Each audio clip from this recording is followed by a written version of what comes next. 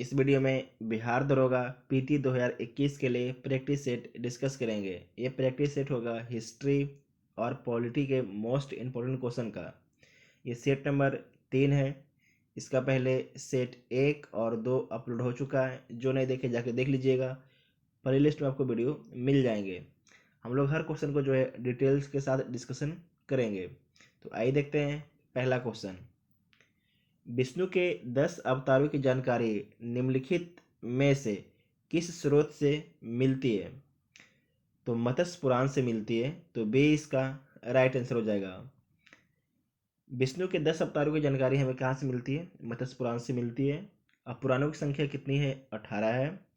पुराणों के रचिता लोमहर्ष एवं उनके पुत्र उग्र श्रवा माने जाते हैं। ठीक है।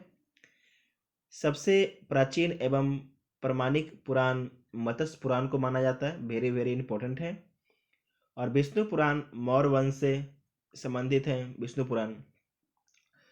पुराण जो है वो मौर्य वंश से संबंधित है, जबकि वायु पुराण जो है गुप्त वंश से संबंधित है, तथा मत्स्य पुराण जो है आंध्र सातवाहन वंश से संबंधित है। जो क्वेश्चन पूछा गया था मत्स्य पुराण, तो आपको याद रखना है आंध्र सातवाहन वंश से संबंधित है। नेक्स्ट क्वेश्चन है कि स्यादवाद किस धर्म का सिद्धांत है? जो स्यादवाद है वो किस धर्म का सिद्धांत है? तो जैन धर्म का सिद्धांत है। तो सी इसका राइट आंसर हो जाएगा। जैन धर्म के संस्थापक कौन थे? ऋषभदेव जो हैं जैन धर्म के प्रथम तीर्थंकर, ये संस्थापक थे। ठीक है। जैन धर्म के 24वें तीर्थंकर कौन थे? तो पार्श्वनाथ थे। और जैन धर्म के 24वें एवं अंतिम तीर्थंकर कौन है? महावीर स्वामी हैं। जैन धर्म के त्रिरत्न हैं कौन कौन है?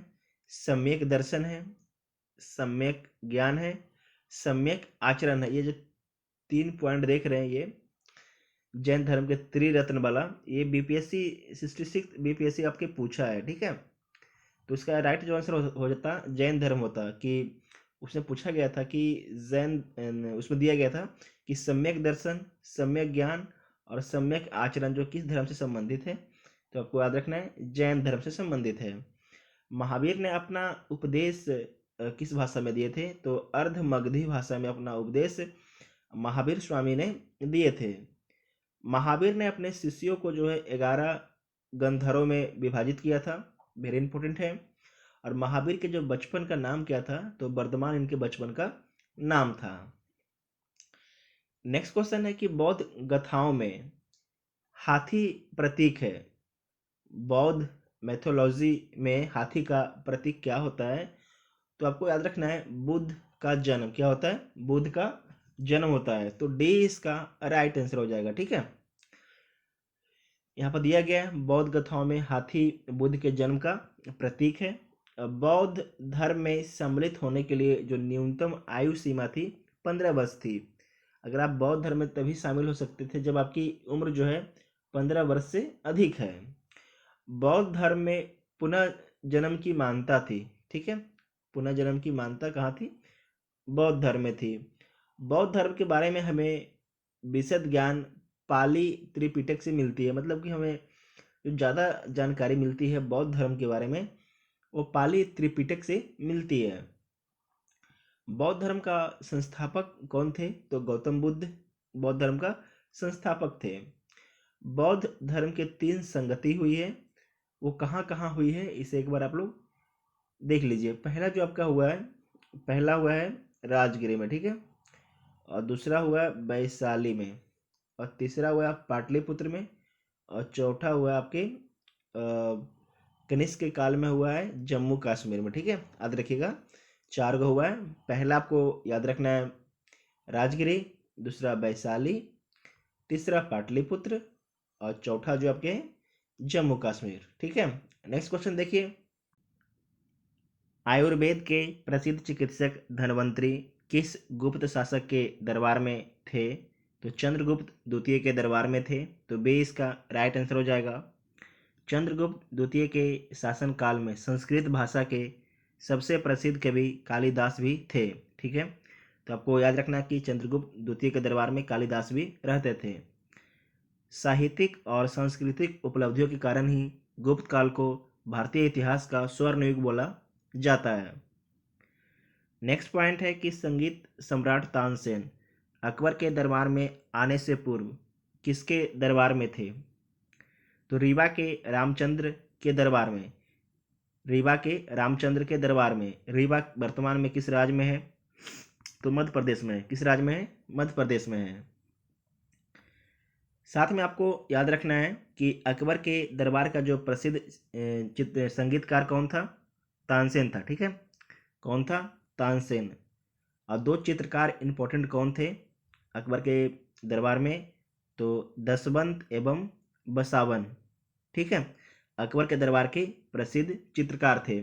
अगर आपसे एग्जाम में पूछता है कि किस मुगल शासक ने चित्रकारी के लिए कारखाने बनवाए, तो आंसर क्या हो जाएगा? अकबर। ठीक है, क्या आंसर हो जाएगा? अकबर। अगर बोलेगा कि चित्रकारी विभाग की स्थापना कौन किया, तो इसका आंसर हो जाएगा जहांगीर। ठीक है, अगर विभाग पूछेगा तो जहांगीर, अगर कारखाना पूछेगा तो अकबर। ये दोनों बेसिक फर्क आप समझ लीजिएगा, वेरी वेरी इंपॉर्टेंट है। साथ में आपको याद रखना है कि बैरम खान जो है 1556 से 1560 ईस्वी तक अकबर का संरक्षक रहता है। और हल्दी घाटी का युद्ध कब होता है? तो 18 जून 1576 ईस्वी को जो हल्दी घाटी का युद्ध होता है। और किसके किसके बीच में होता है? मेवाड़ के शासक महाराणा प्रताप और अकबर के बीच में होता है। ठीक है, साथ में याद रखना है कि अकबर जो है हरम दल से मुक्त कब हो गया? तो 1562 ईस्वी में। नेक्स्ट क्वेश्चन है कि पानीपत की तीसरी लड़ाई 1761 ईस्वी में मराठों की सेना का औपचारिक संचालन किसने किया था? तो जो मराठों की सेना थी उसका औपचारिक संचालन किसके द्वारा किया गया था? तो सदाशिव राव भाऊ के द्वारा। तो बी इसका राइट आंसर हो जाएगा। पानीपत का प्रथम युद्ध कब हुआ था? तो 1526 ईस्वी में हुआ था। किसके किसके बीच में हुआ था? तो बाबर और इब्राहिम लोदी के बीच में हुआ था। इसमें इब्राहिम लोदी जो है युद्ध के मैदान में ही मारा गया था। और पानीपत का जो द्वितीय युद्ध था वो कब हुआ था? तो 1556 ईस्वी में हुआ था। और किसके किसके बीच में हुआ था? अकबर और हेमू के बीच में हुआ था, जिसमें हेमू की पराजय हो जाती है और अकबर विजयी रहता है। ठीक है, साथ में आपको याद रखना है कि पंडित काशीराज प्रतिदर्शी इस युद्ध में पराजित होने के लिए सदाशिव राव भाऊ के नीतियों को क्या जिम्मेदार माना था? ठीक है, जिम्मेदार माना था। साथ में आपको याद रखना है कि बालाजी बाजीराव के समय में ही पानीपत का तृतीय युद्ध हुआ, जिसमें मराठों की हार हुई। तो आपको याद रखना है बालाजी बाजीराव। नेक्स्ट क्वेश्चन है कि ब्रिटिश संसद का वह कौन सा पहला अधिनियम था जिसके द्वारा मुसलमानों को अलग प्रतिनिधित्व देकर फूट डालो और राज करो की नीति अपनाई गई? तो 1909 का इंडियन काउंसिल एक्ट। तो ए इसका राइट आंसर हो जाएगा, जिसे मार्ले मिंटो सुधार भी बोला जाता है। 1909 के अधिनियम को मार्ले मिंटो सुधार भी बोला जाता है। और इस एक्ट के अंतर्गत जो है सदस्यों को प्रस्ताव रखने और वित्तीय प्रश्न पूछने का अधिकार भी दिया गया है। ठीक है, नेक्स्ट क्वेश्चन देखिए। निम्नलिखित घटनाओं को कालक्रमानुसार लिखना है। तो सबसे पहले कौन सी घटना घटी? मार्ले मिंटो सुधार 1909 ईस्वी में। क्रिप्स मिशन कब आया? 1942 में। कैबिनेट कब आया? 1946 में। मॉन्टेग्यू चेम्सफोर्ड सुधार कब हुआ? 1919 में। तो इसका राइट आंसर क्या हो जाएगा? 1, 4, 2 और 3। तो सी इसका राइट आंसर हो जाएगा। ठीक है, नेक्स्ट है कि बहादुर शाह जफर के दोनों बेटे का जो बहादुर शाह जफर है उनके दोनों बेटों का सिर कलम करके चांदी की तस्करी में उपहार के रूप में उसके पास किस क्रूर ब्रिटिश अधिकारी ने भेजा था? तो आपको याद रखना है जनरल हडसन ने। जनरल हडसन ने। तो सी इसका राइट आंसर हो जाएगा। मुगल का ये अंतिम शासक था। ठीक है, जिसे अंग्रेजों ने रंगून में क्या कर दिया था, इनको भेज दिया था पेंशन पर, ठीक है, रंगून भेज दिया था। नेक्स्ट है कि संस्था और संस्थाओं के संबंध में निम्नलिखित में से कौन सा युग्म सम्मिलित नहीं है। तो देख लीजिए कौन सम्मिलित नहीं है। थियोसॉफिकल सोसाइटी की स्थापना एनी बेसेंट, सही है। गदर पार्टी की स्थापना लाला हरदयाल और काशीराम, ये भी सही है। होम रूल लीग की स्थापना बाल गंगाधर तिलक, ये भी सही है। इंडियन एसोसिएशन एम जोशी, ये गलत है। इसकी स्थापना करते हैं आनंद मोहन बोस और सुरेंद्र नाथ बनर्जी, इंडियन एसोसिएशन की स्थापना करते हैं, ठीक है। तो डी इसका राइट आंसर हो जाएगा। नेक्स्ट है कि 16 अक्टूबर 1905 को लॉर्ड कर्जन द्वारा बंग भंग की घोषणा की गई। इस संदर्भ में निम्नलिखित में से कौन सा कथन सही नहीं है, कौन सा कथन सही नहीं है। तो देख लीजिए, यह 1905 की सबसे अप्रिय घटना थी, यह सही है। मुस्लिम लीग ने इसका खुलकर विरोध किया, ये गलत बात है। मुस्लिम लोग लीग ने इसका खुलकर कोई विरोध नहीं किया था। बंगाल में इस विभाजन का विरोध हुआ, ये सही है। इस विभाजन से बंगाल दो भागों में बट गया, एक था पश्चिमी बंगाल और दूसरा था पूर्वी बंगाल, तो ये भी सही है। तो सही आंसर कौन नहीं है, बी सही नहीं है, तो बी इसका राइट आंसर हो जाएगा, ठीक है। साथ में आपको याद रखना है कि प्राचीन स्मारक परीक्षण अधिनियम 1904 के द्वारा लॉर्ड कर्जन के द्वारा जो है भारत में पहली बार ऐतिहासिक इमारतों की सुरक्षा एवं मरम्मत की ओर ध्यान दिया, और इस काम के लिए कर्जन ने भारतीय पुरातत्व विभाग की स्थापना करता है। तो कभी कभी आपसे एग्जाम में पूछा जाता है कि कर्जन के द्वारा भारतीय पुरातत्व विभाग की स्थापना कब की गई, तो 1904 ईस्वी में की गई है। साथ में कोलकाता के विक्टोरिया मेमोरियल की स्थापना लॉर्ड कर्जन के द्वारा की जाती है, ठीक है। नेक्स्ट क्वेश्चन है, हंटर आयोग का गठन किस लिए हुआ था। तो हंटर आयोग का गठन जो है जलियांवाला बाग हत्याकांड के जांच के लिए हुआ था, तो सी इसका राइट आंसर हो जाएगा। उसके बाद है जलियांवाला बाग हत्याकांड कब होती है, तो 13 अप्रैल 1919 ईस्वी को होती है। इसमें एक भारतीय के द्वारा मदद की जाती है जनरल डायर को, तो उसका नाम क्या था, हंसराज, ठीक है, हंसराज। आपको याद रखना है कि जनरल डायर के द्वारा गोलियां चलवाई गई थी। साथ में आपको याद रखना है रॉलेट एक्ट जो है जलियांवाला बाग हत्याकांड के विरोध में हुआ। साथ में जो खिलाफत आंदोलन है उसके समर्थन में गांधी जी ने 1 अगस्त 1920 को असहयोग आंदोलन शुरू करते हैं। साथ में मोहम्मद अली को सर्वप्रथम असहयोग आंदोलन में गिरफ्तार किया गया। तो वेरी वेरी इंपॉर्टेंट है, आपसे एग्जाम में पूछा जाता है कि सर्वप्रथम असहयोग आंदोलन में किसे गिरफ्तार किया गया, तो मोहम्मद अली को। उसके बाद एनी बेसेंट तथा बिपिन चंद्र पाल कांग्रेस के असहयोग आंदोलन से सहमत नहीं थे, इसलिए उन्होंने कांग्रेस को क्या किया, छोड़ दिया, एनी बेसेंट और बिपिन चंद्र पाल ने।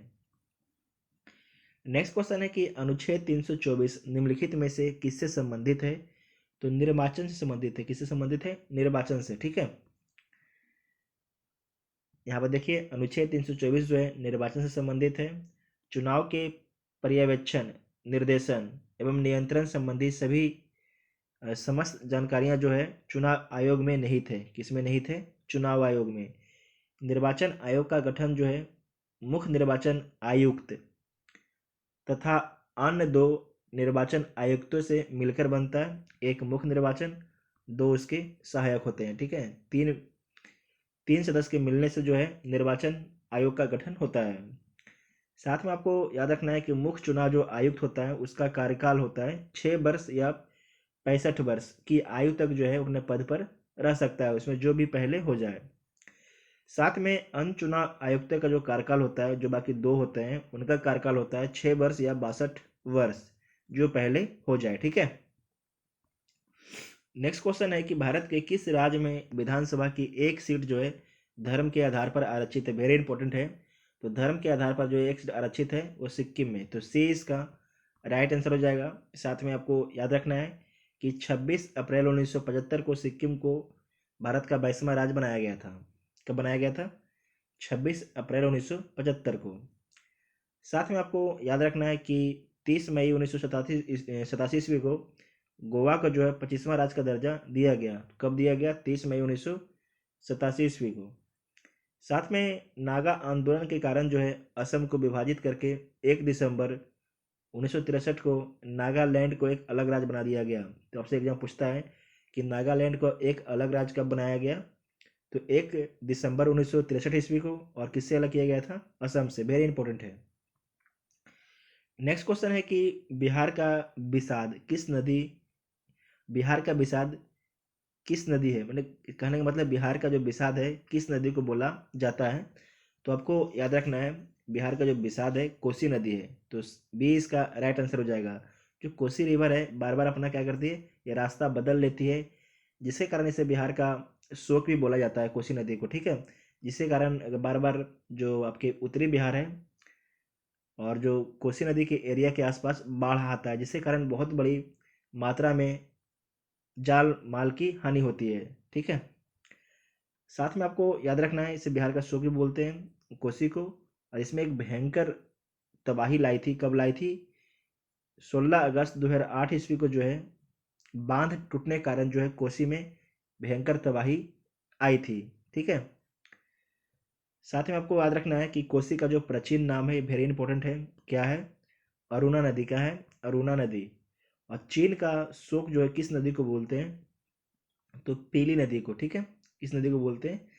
पीली नदी को। वेरी इंपॉर्टेंट है चीन का शोक। अगर पूछ देगा कि बंगाल का शोक किस नदी को बोलते हैं, तो दामोदर नदी को, ठीक है, दामोदर नदी को।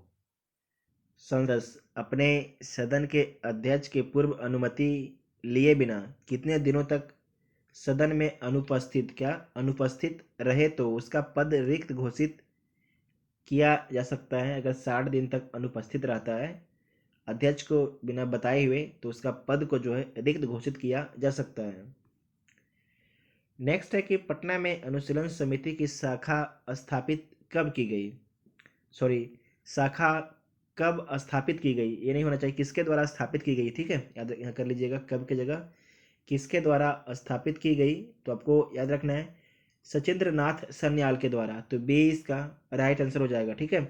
और कब स्थापित की गई है? तो 1904 ईस्वी में जो है अनुशीलन समिति की स्थापना वारिंद्र घोष और भूपेंद्र नाथ के द्वारा की गई है, ठीक है। अनुशीलन समिति की स्थापना 1904 ईस्वी में वारिंद्र घोष और भूपेंद्र नाथ दत्त के द्वारा की गई थी। इतना आप लोगों को याद रखना है। नेक्स्ट क्वेश्चन है कि हड़प्पा में मिट्टी के बर्तनों पर समानता रंग का उपयोग होता है, मतलब समानता जो हड़प्पा की बर्तन है किस रंग का उस पर किस रंग के मिलते हैं, तो आपको याद रखना है लाल रंग के, ठीक है। तो ए इसका राइट आंसर हो जाएगा। हड़प्पा में मिट्टी के बर्तनों पर समानता जो है लाल रंग का प्रयोग हुआ था। स्वतंत्रता प्राप्ति के बाद भारत में जो है हड़प्पा संस्कृति के सर्वाधिक स्थल कहाँ खोजे गए हैं? तो गुजरात में खोजे गए हैं। और सिंधु सभ्यता का एक बंदरगाह नगर कौन है? लोथल है। सिंधु सभ्यता की प्रथम स्थल हड़प्पा की खोज जो है राय बहादुर, दयाराम साहनी और माधो स्वरूप वत्स ने किया था। कब किया था? 1921 ईस्वी में। और सिंधु सभ्यता के लोगों ने नगरों तथा घरों के विन्यास के लिए ग्रिड पद्धति को अपनाया, ठीक है। किस पद्धति को? ग्रिड पद्धति को अपनाया। नेक्स्ट पॉइंट है कि चंपारण आंदोलन था एक क्या था? जो चंपारण आंदोलन था एक क्या था? एक किसान आंदोलन था। क्या था? एक किसान आंदोलन था। तो ए इसका राइट आंसर हो जाएगा। और कब हुआ था? 1917 ईस्वी में हुआ था, महात्मा गांधी के नेतृत्व में। साथ में आपको याद रखना है कि महात्मा गांधी को जो निमंत्रण देके बिहार में या चंपारण में कौन बुलाया था? तो आपको याद रखना है राजकुमार शुक्ल ने।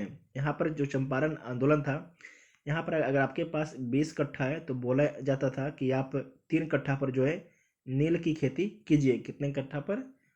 1/3 कट्ठा पर आप नील की खेती कीजिए। सॉरी, 20/3 पर। अगर आपके पास 20 कट्ठा है तो आपको बोलता था कि 3 कट्ठा में आप क्या कीजिए? नील की खेती आपको करना है, ठीक है। इतना आप लोगों को याद रखना है। उसके बाद इसमें और कुछ है। हाँ, याद रखिएगा कि गांधी जी ने 3 कठिया पद्धति को समाप्त करवा दिया। जो 3 कठिया पद्धति थी चंपारण वाला, उसे क्या करवा दिया? गांधी जी ने आंदोलन करके क्या कर दिया? समाप्त करवा दिया। साथ में गांधी जी सूती वस्त्र मिलों के मजदूरों की मांग को लेकर भी सत्याग्रह करते हैं। तो ये कब करते हैं? 1918 ईस्वी में। जिसे बोला जाता है अहमदाबाद सत्याग्रह। ठीक है। भारत में जो है संथाल विद्रोह करते हैं, जो सबसे हिंसक जनजाति विद्रोह या आंदोलन माना जाता है। तो ये कब होता है? तो 1855 से 56 ईस्वी के बीच में होता है। बिहार विधान परिषद के सदस्यों की संख्या कितनी है? तो कितनी है? 75 है। तो 20 का राइट आंसर हो जाएगा। ठीक है। भारतीय संविधान के अनुच्छेद 169 में जो है विधान परिषदों के गठन गठन से है। ठीक है। और साधारण बहुमत से संसद जो है विधान परिषद का सृजन और क्या कर सकता है? उन्मूलन, मतलब कि बना भी सकता है संसद उसे और समाप्त भी कर सकता है साधारण बहुमत से। अनुच्छेद 171 में विधान परिषद की जो अनुच्छेद 171 है वह विधान परिषद की संरचना से संबंधित है। विधान परिषद के सदस्य संख्या संबंधित राज्य विधानसभा के टोटल सदस्य संख्या का 1/3 होगा। अगर मान लीजिए कहीं पर 200 है तो 200 का 1/3 जितना भी होगा वहाँ पर विधान परिषद का सीट होगा। और न्यूनतम कितना सीट विधान परिषद में होना चाहिए? तो न्यूनतम जो है 40 सीट होना चाहिए, उससे कम नहीं होना चाहिए। ठीक है। न्यूनतम 40 से कम नहीं होना चाहिए, 40 तक होना चाहिए। ठीक है। नेक्स्ट क्वेश्चन है कि वह प्रथम बिहारी जो सुप्रीम कोर्ट के मुख्य न्यायाधीश बने, तो उनका नाम क्या है? उनका नाम है भुवनेश्वर प्रसाद सिन्हा। तो 20 का राइट आंसर हो जाएगा। नेक्स्ट है कि लोकसभा को उसको कार्यकाल की समाप्ति के पूर्व ही भंग किया जा सकता है। अगर लोकसभा को भंग किया जा सकता है उसकी कार्यकाल की समाप्ति पर, लेकिन किसके सिफारिश पर? तो आपको याद रखना है राष्ट्रपति के द्वारा भंग किया जाता है और मंत्रिपरिषद की सिफारिश पर। तो सी इसका राइट आंसर हो जाएगा। ठीक है। सी इसका राइट आंसर हो जाएगा। लोकसभा को बोलते हैं लोअर हाउस, निम्न सदन बोलते हैं, और राज्यसभा को बोलते हैं उच्च सदन, बूढ़ों का सदन बोलते हैं, याद रखिएगा। मंत्रिपरिषद जो है सामूहिक रूप से लोकसभा के प्रति उत्तरदायी होता है। जो मंत्रिपरिषद है सामूहिक रूप से लोकसभा के प्रति उत्तरदायी होता है। और लोकसभा के कार्यकाल कितना होता है? 5 वर्ष होता है। संयुक्त अधिवेशन की अध्यक्षता कौन करता है? अगर लोकसभा और राज्यसभा अगर साथ में बैठते हैं तो उसकी अध्यक्षता कौन करता है? तो लोकसभा के अध्यक्ष उसकी अध्यक्षता करते हैं। यह अनुच्छेद 108 में लिखा गया है। और चरण सिंह एकमात्र ऐसे प्रधानमंत्री रहे जो है लोकसभा में उपस्थित नहीं हुए। ठीक है। ये प्रधानमंत्री रहे लेकिन लोकसभा में कभी उपस्थित नहीं हुए, तो उनका नाम क्या है? चरण सिंह। सबसे कम समय तक एक कार्यकाल में प्रधानमंत्री कौन रहे? तो आपको याद रखना है अटल बिहारी वाजपेयी मात्र 13 दिनों के लिए प्रधानमंत्री बने थे। नेक्स्ट क्वेश्चन और लास्ट क्वेश्चन है कि लोकसभा चुनाव का कोई प्रत्याशी जो है अपनी जमानत खो देता है, उसे प्राप्त ना हो सके कितना मत, अगर कोई जमानत बोलता है ना इसकी जमानत जब्त हो गई, तो आपको याद रखना है कि टोटल वैध मतों का 1/6 अगर प्राप्त नहीं कर पाता है तो इसे बोलते हैं उसकी जमानत जब्त हो गया। ठीक है। उसकी जमानत जब्त हो गया। जब वो पर्चा भरता है तो कुछ पैसा जो है जमा करता है, वो पैसा अब वापस अब नहीं मिलेगा। ठीक है। अगर जमानत जिसका जब्त नहीं होता, जो पैसा वो जमा करता है इलेक्शन कमीशन के पास, वो पैसा वापस उसे मिल जाता है। ठीक है। तो अगर देखिए वीडियो देखने के बाद आपको अच्छा लगता है तो चैनल को सब्सक्राइब कीजिएगा और वीडियो को दोस्तों में भी शेयर कीजिएगा। Thank you.